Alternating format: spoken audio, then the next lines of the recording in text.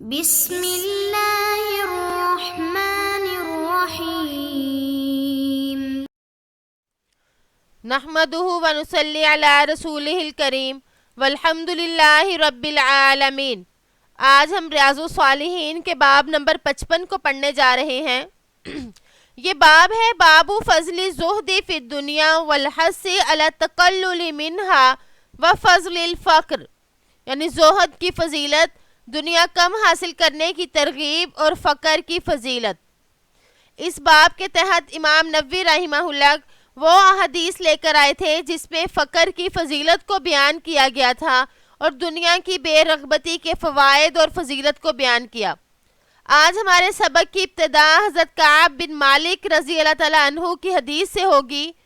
اس کی روایت میں یہ آتا ہے بعض جگہ ان کعب بن مالک ان ابیہ، یعنی حضرت کعب بن مالک اپنے والد سے روایت کرتے ہیں، حالانکہ ان کے والد تو صحابی نہیں تھے، ان کا اسلام لانا جو ہے وہ اسلام قبول نہیں کیا تھا انہوں نے، تو پھر انہوں نے کیسے نقل کر دیا؟ تو صحیح سند یہ ہے ان ابن کعب، یعنی جہاں پہ یہ کہ حضرت کعب نے کس سے روایت کی، تو یہ ہے کہ حضرت ابن کعب یعنی حضرت کعب کے بیٹے نے اپنے والد کعب بن مالک سے روایت کی ہے، یعنی ان ابن کعب بن مالک ان ابیہ، تو ابی سے مراد وہی حضرت کعب بن مالک ہیں، اور ترمذی وغیرہ میں یہی سند مذکور ہے۔ وَأَنْ كَعْبِ بْنِ مَالِكٍ رَضِيَ اللَّهُ عَنْهُ قَالَ قَالَ رَسُولُ اللَّهِ صَلَّى اللَّهُ عَلَيْهِ وَسَلَّمَ مَا ذِئْبَانِ جَائِعَانِ أُرْسِلَا فِي غَنَمٍ بِأَفْسَدَ لَهَا مِنْ حِرْصِ الْمَرْءِ عَلَى الْمَالِ وَالشَّرَفِ لِدِينِهِ، رواہ ترمذی وقال حدیث حسن صحیح۔ حضرت کعب بن مالک رضی اللہ عنہ سے روایت ہے کہ نبی کریم صلی اللہ علیہ وسلم نے ارشاد فرمایا، دو بھوکے بھیڑیے بکریوں کے ریوڑ میں چھوڑ دیا جائے، وہ بکریوں کو اتنا نقصان نہیں پہنچاتے جتنا نقصان آدمی کے مال اور جاں کی حرص اس کے دین کو نقصان پہنچاتے ہیں۔ حضرت کعب بن مالک رضی اللہ تعالیٰ عنہ آپ صلی اللہ علیہ وسلم کے بہت ہی اچھے صحابی تھے۔ ان کا نام کعب اور ان کی کنیت ابو عبداللہ تھی۔ ان کا تعلق قبیلہ بنو سلمہ سے تھا۔ اسلام جب انہوں نے قبول کیا تو اس عقبہ ثانیہ میں 70 آدمیوں کے ساتھ آ کر مسلمان ہوئے تھے، اور غزوہ تبوک میں آج کل کرتے کرتے رہ گئے تھے کہ انہوں نے یہ سوچا کہ میں انشاءاللہ جلد ہی مسلمانوں تک پہنچ جاؤں گا، لیکن ابھی آج کل کرتے کرتے یہی سوچتے سوچتے مسلمانوں کا لشکر تبوک سے واپس آ گیا، اور ان کے ساتھ 2 اور پکے مسلمان بھی تبوک میں جانے سے رہ گئے تھے۔ تو ان تینوں سے آپ صلی اللہ علیہ وسلم نے اور آپ کے صحابہ رضی اللہ تعالیٰ عنہم نے 50 دن تک بائیکاٹ کیا تھا کہ ان سے کوئی بات چیت نہیں کریں گے۔ پھر 50 دن کے بعد ان کی توبہ قبول ہوئی، اور یہ شاعر بھی تھے، بہت عمدہ شاعری کرتے تھے۔ حضرت امیر معاویہ رضی اللہ تعالیٰ عنہ کے عہد میں تقریباً 50 ہجری میں، جبکہ ان کی عمر شریف تقریباً 77 سال تھی، یہ دنیا سے رخصت ہوئے۔ اس حدیث مبارکہ میں یہ بتایا گیا کہ جو مسلمانوں کی سب سے بڑی دولت ہے وہ کیا ہے؟ مسلمانوں کی سب سے بڑی دولت ان کا دین ہے، ان کا اسلام ہے۔ تو اس دولت کا نقصان ہوتا ہے مال اور جاہ کی حریص شخص سے۔ جو مال اور جاہ کا حریص شخص ہوتا ہے وہ اپنے دین کو برباد کر دیتا ہے۔ تو یہاں پر مثال 2 بھوکے بھیڑیوں سے دی، کیونکہ بھیڑیے جو ہیں وہ بکریوں کے پکے ٹھکے دشمن ہوتے ہیں، تو فرمایا کہ بھیڑیے بھی ہیں اور بھوکے بھی ہیں، اور ان کو ریوڑ میں چھوڑ دیا جائے تو سوچیں کس قدر نقصان ہوگا۔ تو جتنا وہ بھوکے بھیڑیے نقصان کریں گے اس ریوڑ کا، اس سے زیادہ یہ 2 چیزیں خطرناک ہیں۔ کون سی؟ یعنی وہ شخص جو مال یا جاہ کا چاہتا ہو، مال یا جاہ کی محبت اس کے دل میں ہو، یعنی دنیا کی محبت اس کے دل میں ہو، تو وہ اپنے دین کا بہت زیادہ نقصان کر بیٹھتا ہے، کیونکہ وہ اپنے مال اور جاہ کی محبت میں اتنا منہمک ہو جائے گا کہ حلال حرام جائز ناجائز کسی چیز کی پرواہ نہیں کرے گا، اور یہی حب جو ہے نا، یہی محبت جو ہوتی ہے یہی منع ہے، اور یہ محبت ہی دنیا ہے. تو اس لیے فرمایا کہ اس طرح کی محبت جو ہے دنیا میں یہ پسندیدہ نہیں ہے، بلکہ یہ ہمارے لیے نقصان دہ ہے. وعن عبداللہ بن مسعود رضی اللہ عنہ قال نام رسول اللہ صلی اللہ علیہ وسلم علی حصیر فقام وقد اثر فی جنبہ قلنا یا رسول اللہ لفی اتخذنا لکا وطان فقال ما لی وللدنیا ما انا فی الدنیا الا کراکب استظل تحت شجرہ ثم راح وترکہا رواہ ترمذی حدیث حسن صحیح. حضرت عبداللہ بن مسعود رضی اللہ تعالیٰ عنہ فرماتے ہیں کہ رسول اللہ صلی اللہ علیہ وآلہ وسلم چٹائی پر سوئے ہوئے تھے. جب آپ صلی اللہ علیہ وآلہ وسلم اٹھے تو آپ کے پہلو میں چٹائی کے نشانات تھے. ہم نے عرض کیا یا رسول اللہ اگر ہم آپ کے لیے ایک گدا بنا دیں؟ تو آپ صلی اللہ علیہ وآلہ وسلم نے فرمایا مجھے دنیا کے ساتھ کیا تعلق ہے، میں تو دنیا میں اس سوار کی طرح ہوں جو کسی درخت کے نیچے سائے میں بیٹھتا ہے پھر چلا جاتا ہے اور درخت چھوڑ جاتا ہے. اور فرمایا ترمذی نے فرمایا کہ یہ حدیث حسن صحیح ہے. اس حدیث مبارکہ میں بھی دنیا کی بے ثباتی کے بارے میں بتایا، اور یہ بتایا کہ دنیا جو ہے یہ اس قابل نہیں ہے کہ اس کی طرف رغبت کی جائے. آپ صلی اللہ علیہ وآلہ وسلم کے جسم مبارک پر نشانات پڑ گئے تھے. آپ صلی اللہ علیہ وآلہ وسلم کے پہلو پر اس چٹائی کے نشانات تھے. تو اس سے یہ معلوم ہوتا ہے کہ آپ صلی اللہ علیہ وآلہ وسلم دنیا سے بے رغبتی اختیار کرتے تھے، یعنی دنیا کے آرام آسائش اور کی طرف توجہ ہی نہیں دیتے. آپ کی اس میں دلچسپی ہی نہیں تھی. آپ اتنا بھی اہتمام نہ فرماتے کہ اپنے راحت اور آرام کے لیے کوئی بستر ہی بنا لیا جائے. جب اس کی ضرورت محسوس نہیں کی تو پھر دوسرے تکلفات اور راحت کا تو کیا ہی پوچھنا. اب یہ جو صحابی نے فرمایا کہ اگر آپ چاہیں لوت تخزنا کہ ہم آپ کے لیے کوئی نرم بستر تیار کر لیں، تو اس سے معلوم ہوتا ہے کہ آپ صلی اللہ علیہ وآلہ وسلم کا یہ جو زہد تھا، فقر تھا، یہ کسی مجبوری کی وجہ سے نہیں بلکہ اختیاری تھا. کیونکہ آپ صلی اللہ علیہ وآلہ وسلم کے صحابہ تو بہت ہی جانثار تھے اور سب آپ صلی اللہ علیہ وآلہ وسلم پر اپنا جان مال ہر چیز قربان کرنے کے لیے تیار تھے. تو صحابہ کو بھی اجازت نہیں دی آپ نے فرمایا نہیں اس کی ضرورت ہی نہیں ہے.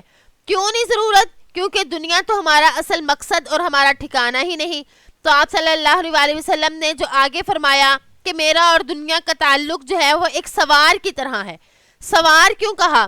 یہ کہہ دیتے کہ پیادہ، کہ پیدل چلنے والا بھی ہو سکتا ہے کہ بھی میرے اور دنیا کا تعلق ایسا ہے جیسے کوئی درخت کے نیچے سستانے کے لیے بیٹھا، لیکن راکب کا لفظ بولا. تو اس میں علماء یہ فرماتے ہیں کہ راکب جو ہے وہ اس لیے فرمایا کہ جو شخص سوار ہوتا ہے وہ درخت کے نیچے بہت ہی کم سایہ لیتا ہے.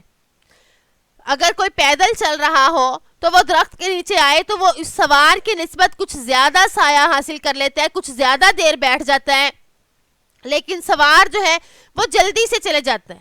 تو سوار سے دوسری مطلب یہ بھی ہو سکتا ہے کہ دور کے سفر کے لیے ہی سواری ہوتی ہے، یعنی جس کی منزل دور ہوتی ہے تو اس کو اپنی منزل، اپنے ٹھکانے کی اتنی فکر ہوتی ہے کہ وہ جب درخت کے نیچے سائے کے لیے بیٹھے گا وہ بھی بس بقدر ضرورت سایہ حاصل کیا اور جلدی سے چل پڑے گا، فوراً وہاں سے اس کا جانا ہی اس کے لیے بہتر ہوگا. وہ یہ نہیں کرے گا کہ مجھے اس سائے میں بہت مزہ آ رہا ہے، لذت محسوس ہو رہی ہے، تو وہ اس میں منہمک نہیں ہوگا، بلکہ اس کی نظر اپنی منزل ہی کی طرف ہوگی. اس لیے اس میں سوار کا لفظ بولا. تو یہ ایک باریک نقطہ ہے. بہرحال اس میں یہ بتایا گیا کہ آپ صلی اللہ علیہ وآلہ وسلم نے بتایا کہ دنیا ہماری منزل نہیں ہے. ہمارا جو ہے دنیا کے ساتھ اتنا تعلق ہے جیسے ایک مسافر، بلکہ مسافر سے بھی جیسے کوئی چلتے چلتے تھوڑی دیر کے لیے کہیں آ گیا تو ہم دنیا کو عارضی سمجھیں، عارضی ٹھکانہ سمجھیں. تو کوئی بھی راہ گزر جو ہے وہ کسی درخت کے نیچے بیٹھے گا تو اس میں آرام اور آسائش پیدا کرنے میں نہیں لگ جائے گا، بلکہ وہاں اپنا مقصد پورا کیا، ضرورت پوری کی اور اس کے بعد چل پڑا. تو ایسے ہی ہمیں دنیا کو بقدر ضرورت رکھنا چاہیے، دنیا کو بہت زیادہ اپنا محبوب یا اپنا مقصد نہیں بنانا چاہیے۔ وعن ابی ہریرہ رضی اللہ عنہ قال قال رسول اللہ صلی اللہ علیہ وسلم يدخل الفقراء الجنة قبل الاغنیاء ب500 عام، رواہ الترمذی وقال حدیث حسن صحیح۔ حضرت ابو ہریرہ رضی اللہ عنہ روایت کرتے ہیں کہ نبی کریم صلی اللہ علیہ وسلم نے ارشاد فرمایا، فقیر لوگ جنت میں مالدار لوگوں سے 500 سال پہلے جنت میں داخل ہوں گے۔ ترمذی اور انہوں نے کہا یہ حدیث حسن صحیح ہے۔ اب دیکھیں اس میں آپ صلی اللہ علیہ وسلم نے غریب لوگوں کی فضیلت کو بیان کیا، یعنی وہ لوگ جن کے پاس دنیا زیادہ نہیں تھی، دنیا کی عیش و عشرت مال دولت زیادہ نہیں تھے، تو ان کی کتنی فضیلت ہے کہ آپ صلی اللہ علیہ وسلم نے فرمایا کہ اتنا ہی اگر کوئی نیک امیر بھی ہے اور غریب بھی ہے تو غریب 500 سال پہلے جنت میں داخل ہو جائے گا، کیونکہ اس نے دنیا کی عیش و عشرت حاصل نہیں کی تو اللہ تعالیٰ اس کو آخرت کی عیش و عشرت جلد عطا فرمائیں گے بنسبت امیروں کے۔ اب اس میں ایک سوال پیدا ہوتا ہے کہ یہاں پہ تو فرمایا 500 سال، اور ایک دوسری روایت میں ہے کہ فقراء جنت میں اغنیاء سے 40 سال پہلے داخل ہوں گے۔ تو کیا ان جو روایات ہیں ان میں تعارض ہے؟ تو اس کا ایک جواب تو یہ کہ یہاں پہ کوئی تعارض نہیں۔ اس روایت میں بھی آپ صلی اللہ علیہ وسلم کا مقصد جو ہے وہ کسی ایک عدد کو بتانا نہیں، یعنی ایک حد مقرر کرنا نہیں، بلکہ اس سے مراد تکثیر ہے۔ اسی طرح یہاں پہ بھی 500 سال جو کہا تو 500 سال کا عدد بھی بطور تکثیر کے ہے، نہ کہ تحدید کے، یعنی ایک حد نہیں لگائی بلکہ کثرت کو بیان کرنا مقصود ہے۔ تو دونوں ہی روایات اپنی اپنی جگہ صحیح ہیں کہ امیر لوگوں کی نسبت غریب لوگ جو ہیں وہ زیادہ سال پہلے جنت میں چلے جائیں گے۔ اور اس کے علاوہ ایک یہ بھی مراد ہے کہ اگر غریب جو ہوگا وہ غریب بھی ہے لیکن شکر گزار بھی ہے تو وہ کمال درجے کا غریب ہوگا اور وہ 500 سال پہلے جنت میں چلے جائے گا۔ تو بہرحال اس سے معلوم ہوا کہ جو فقراء ہیں اللہ تعالیٰ ان کو یہ انعام عطا فرمائیں گے کہ وہ جنت میں جلدی چلے جائیں گے، اور اغنیاء جو ہیں ان سے بعد میں جائیں گے۔ اور ایک جگہ یہ بھی آتا ہے کہ اس طرح سے اس لیے ہوگا کہ اغنیاء اپنے مال و دولت کا حساب کتاب دیں گے، وہ جب تک ان کے مال و دولت کا حساب کتاب پورا نہیں ہوگا تو وہ جنت میں جا نہیں سکیں گے، اور جس کے پاس کم مال ہوگا ظاہری بات ہے کہ اس کا حساب بھی جلد ہی ہو جائے گا۔ وعن ابن عباس و عمران بن حسین رضی اللہ عنہم عن النبی صلی اللہ علیہ وسلم قال اطلعت فی الجنة فرأیت اکثر اہلها الفقراء واطلعت فی النار فرأیت اکثر اہلها النساء، متفق علیہ۔ من روایت ابن عباس رواہ البخاری ایضا من روایت عمران بن حسین۔ حضرت عبداللہ بن عباس اور عمران بن حسین رضی اللہ عنہم نبی کریم صلی اللہ علیہ وسلم سے روایت نقل کرتے ہیں کہ حضور صلی اللہ علیہ وسلم نے فرمایا، میں نے جنت کا مشاہدہ کیا تو میں نے اس میں اکثر فقراء کو دیکھا، پھر میں نے جہنم میں جھانکا تو اس میں عورتوں کو زیادہ دیکھا۔ بخاری مسلم روایت کرتے ہیں اور حضرت عبداللہ بن عباس رضی اللہ عنہما سے روایت کرتے ہیں، اور صرف بخاری عمران بن حسین رضی اللہ تعالیٰ عنہ سے روایت کرتے ہیں۔ آپ صلی اللہ علیہ وسلم نے فرمایا کہ جب میں نے جنت میں جھانکا تو اس میں زیادہ تر لوگ فقراء تھے، یعنی فقراء زیادہ تھے۔ تو عموماً مشاہدہ یہ ہوا کہ مال کی کثرت سے آدمی جو ہے وہ آوارگی کی طرف چلے جاتا ہے، کیونکہ جب اس کے پاس مال زیادہ ہوتا ہے تو وہ شراب نوشی، سود خوری اور اسی طرح کے لہو و لعب میں مبتلا ہو جاتا ہے، تو اس لیے وہ کئی گناہ کر بیٹھتا ہے، اور اسی وجہ سے جو ہے عیش عشرت کرنے والے لوگ جو ہیں وہ کبھی اپنے تکبر میں بھی مبتلا ہو جاتے ہیں، تو اس وجہ سے وہ جنت میں کم داخل ہوں گے۔ اور جو یہ فرمایا کہ جب میں نے جہنم میں جھانکا تو اس میں اکثر جو ہیں وہ عورتیں تھیں، تو ایک اور جگہ آتا ہے کہ عورتیں لان تان زیادہ کرتی ہیں اور اپنے شوہروں کی ناشکری کرتی ہیں، تو اس لان تان کی عادت سے اور اس شوہروں کی ناشکری کرنے کی وجہ سے وہ جہنم میں زیادہ ہوں گی۔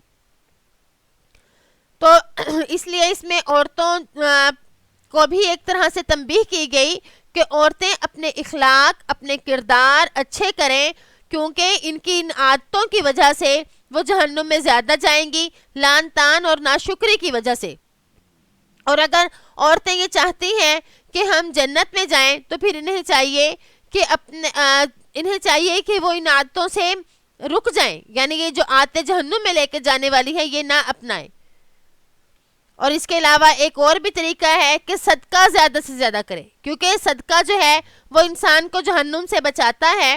تو اس لیے ایک موقع پر آپ صلی اللہ علیہ وسلم نے عورتوں کو خطاب بھی کیا اور عورتوں سے یہ فرمایا بھی کہ تم صدقہ زیادہ سے زیادہ کرو، کیونکہ میں نے تمہاری جو ہے کثرت دیکھی جہنم میں۔ تو اللہ تعالیٰ ہمیں جہنم سے بچائے اور زیادہ سے زیادہ نیک اعمال کرنے والا بنائے اور صدقہ خیرات کرنے والا بنائے۔ وعن اسامہ بن زید رضی اللہ عنہما عن النبی صلی اللہ علیہ وسلم قال قمت على باب الجنة فكان عامة من دخلها المساكين وأصحاب الجد محبوسون غير أن أصحاب النار قد أمر بهم إلى النار متفق علیہ۔ حضرت اسامہ بن زید رضی اللہ عنہما نبی کریم صلی اللہ علیہ وسلم سے روایت کرتے ہیں کہ آپ نے فرمایا، میں جنت کے دروازے پر کھڑا ہوا تو دیکھا کہ اس میں اکثریت مسکینوں کی ہے اور مالدار لوگ روک دیے گئے ہیں، البتہ دوزخیوں کو دوزخ کی طرف لے جانے کا حکم دیا گیا۔ اس حدیث مبارکہ میں یہ بتایا گیا کہ مالدار جو ہیں جنت میں چلے گئے اور مالدار جو ہیں وہ جنت کے دروازے پر روک دیے گئے، مالدار جنت میں داخل نہیں ہوئے بلکہ وہ اپنے حساب کتاب میں مصروف تھے، اور اس کے برعکس جو ہیں کم مال والے یا غریب لوگ جو ہیں وہ جنت میں چلے گئے۔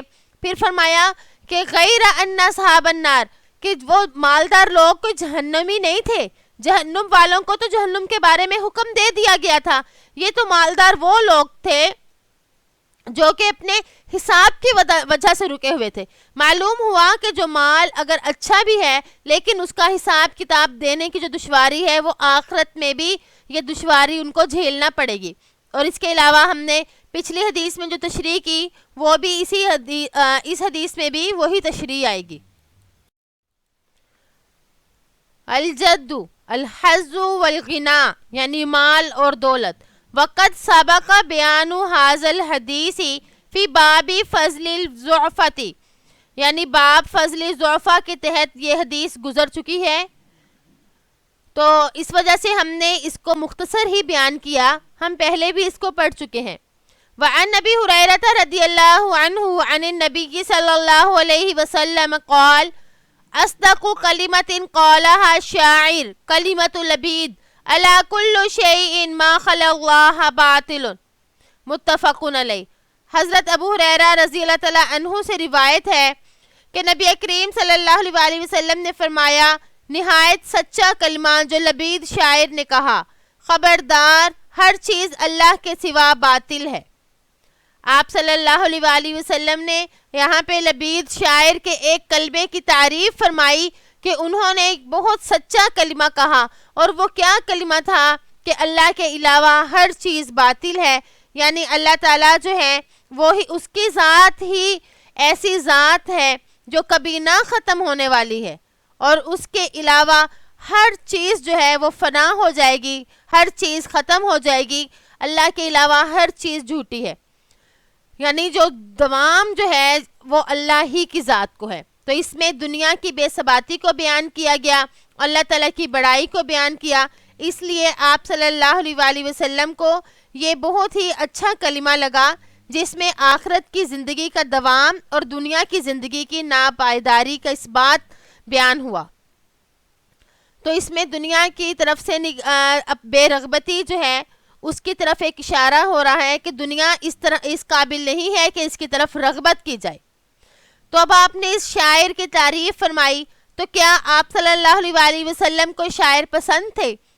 تو اس کے بارے میں علماء یہ فرماتے ہیں کہ آپ صلی اللہ علیہ وسلم نے خود تو کبھی اشعار نہیں کہے، لیکن بعض ایسے مواقع تھے کہ جن میں کوئی اچھے جو اگر شاعر ہوں، ان کا مفہوم اچھا ہو ان کے شعروں کا، تو آپ صلی اللہ علیہ وسلم نے ان کی تعریف فرمائی۔ تو اس سے یہ معلوم ہوا کہ مطلقاً اشعار نہ برے ہیں نہ اچھے، بلکہ اگر اس کا مفہوم اچھا ہے تو وہ اشعار اچھے ہیں، اور اگر مفہوم برا ہے تو وہ اشعار برے ہیں۔ تو اشعار کے اچھے ہونے کے لیے علماء نے چند شرائط بتائی ہیں۔ نمبر 1، اشعار کا مفہوم اور مضمون صحیح ہو۔ نمبر 2، سنانے والا مرد ہو، عورت یا نابالغ بچہ نہ ہو۔ نمبر 3، آلۂ سماع صحیح ہو، باجا، میوزک وغیرہ اس میں نہ ہو۔ نمبر 4، سننے والے بھی صحیح ہوں، وہ بھی اس کا غلط مطلب نہ لیں یا اس کو سمجھنے ہی والے ہوں، تو سننے والے بھی صحیح ہوں۔ اگر یہ چاروں شرائط پائی جائیں گی تو پھر معلوم ہوگا کہ یہ شعر اچھا ہے، وگرنہ نہیں۔ امید ہے کہ آپ کو آج کا سبق سمجھ آ گیا ہوگا۔ ہمارے تمام سبق میں، پورے کے پورے سبق میں اس بات کی طرف توجہ دلانا تھی کہ دنیا فانی ہے، دنیا ختم ہو جانے والی ہے۔ دنیا کے لیے بہت زیادہ تقدو نہ کرو، بہت زیادہ پریشان نہ ہو، بلکہ دنیا جو ہے اس کو ایک ضرورت کے درجے میں رکھیں، دنیا کو محبوب نہ بنائیں۔ ہمارا مقصد اور ہمارا محبوب جو ہے وہ ہماری اخروی زندگی ہونی چاہیے، ہماری ابدی زندگی ہونی چاہیے جو کبھی نہ ختم ہونے والی ہے۔ تو امید ہے کہ آپ کو آج کا سبق سمجھ آ گیا ہوگا۔ اللہ تعالیٰ سے دعا ہے کہ ہم نے جو سنا اللہ ہمیں اس پر عمل کرنے کی توفیق عطا فرمائے۔ السلام علیکم ورحمۃ اللہ وبرکاتہ۔